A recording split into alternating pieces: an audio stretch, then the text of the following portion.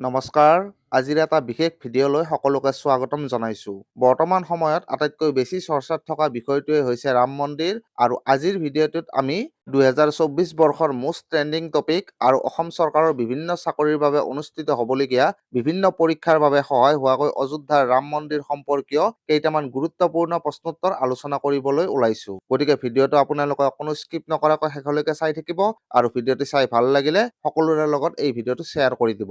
তো বলক ভিডিঅ'টো আৰম্ভ কৰোঁ। আজিৰ ভিডিঅ'ৰ প্ৰথম কুৱেশ্যনটো হৈছে অযোধ্যা ৰাম মন্দিৰৰ উচ্চতা কিমান? ইয়াতে 4টা অপশ্যন আছে আৰু এই 4টা অপশ্যনৰ ভিতৰত শুদ্ধ উত্তৰটো হৈছে অপশ্যন বি 161 ফুট। ইয়াৰে পিছৰ প্ৰশ্নটো হৈছে ৰাম মন্দিৰৰ ভূমি পূজন কেতিয়া অনুষ্ঠিত হৈছিল? 4টা অপশ্যনৰ ভিতৰত শুদ্ধ উত্তৰটো হৈছে অপশ্যন চি 5 আগষ্ট 2020। তাৰপিছত 3 নম্বৰ কুৱেশ্যন ৰাম মন্দিৰৰ ৰামলালাৰ প্ৰতিমূৰ্তিৰ উচ্চতা কিমান? আৰু ইয়াতে এই 4টা অপশ্যনৰ ভিতৰত শুদ্ধ উত্তৰটো হৈছে অপশ্যন বি 51 ইঞ্চি। তাৰ পিছৰ প্ৰশ্ন অযোধ্যা কোনখন ৰাজ্যত অৱস্থিত? আৰু ইয়াৰে শুদ্ধ উত্তৰ হ'ব অপশ্যন এ উত্তৰ প্ৰদেশ। তাৰ পিছৰ প্ৰশ্নটো হৈছে শ্ৰী ৰাম জন্মভূমি অযোধ্যাক আৰু কি নামেৰে জনা যায়? আৰু ইয়াৰে শুদ্ধ উত্তৰ হৈছে অপশ্যন চি সাকেত। তাৰপিছত 6 নম্বৰ কুৱেশ্যন অযোধ্যাক আগতে কি নামেৰে জনা গৈছিল? আৰু ইয়াৰে শুদ্ধ উত্তৰ হৈছে অপশ্যন এ ফৈজাবাদ। তাৰপিছত 7 নম্বৰ কুৱেশ্যন অযোধ্যা কোনখন নদীৰ পাৰত অৱস্থিত? আৰু ইয়াতে থকা অপশ্যন কেইটাৰ ভিতৰত শুদ্ধ উত্তৰটো হ'ব অপশ্যন চি সৰজু। তাৰপিছত কুৱেশ্যন নম্বৰ 8 কোনটো কোম্পানীয়ে অযোধ্যা ৰাম মন্দিৰ নিৰ্মাণ কৰিছে? আৰু ইয়াৰে শুদ্ধ উত্তৰটো হ'ব অপশ্যন চি L&T। তাৰপিছত 9 নম্বৰ কুৱেশ্যন ৰাম মন্দিৰ নিৰ্মাণ কৰা ট্ৰাষ্ট বা সমিতিখনৰ নাম কি? আৰু ইয়াৰে শুদ্ধ উত্তৰটো হ'ব অপশ্যন ডি ৰাম জন্মভূমি তীৰ্থক্ষেত্ৰ ট্ৰাষ্ট।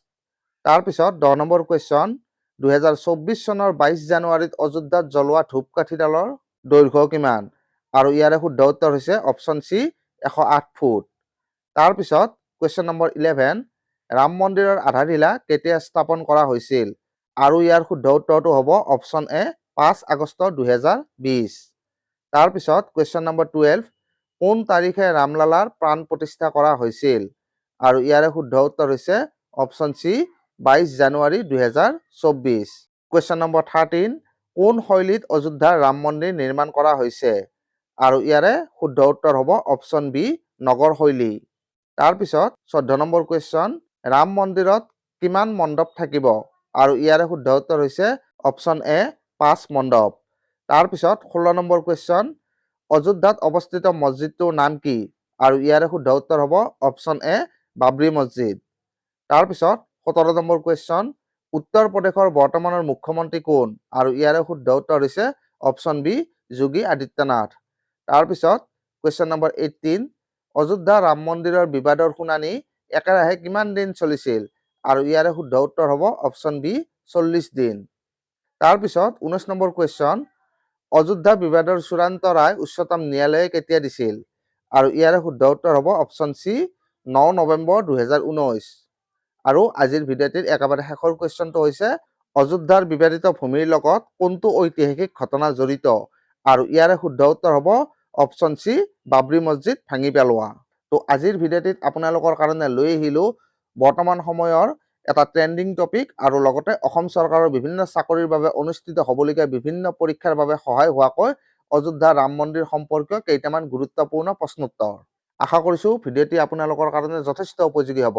তো আজিৰ ভিডিঅ'টিত এইখিনিয়েই। ভিডিঅ'টি চাই যদি ভাল লাগিছে তেনেহ'লে ভিডিঅ'টি লাইক আৰু শ্বেয়াৰ কৰি দিব আৰু লগতে ভৱিষ্যতেও এনেকুৱা বিভিন্ন ধৰণৰ ভিডিঅ' পাই থকাৰ কাৰণে আমাৰ চেনেলটি ছাবস্ক্ৰাইব কৰি থ'ব।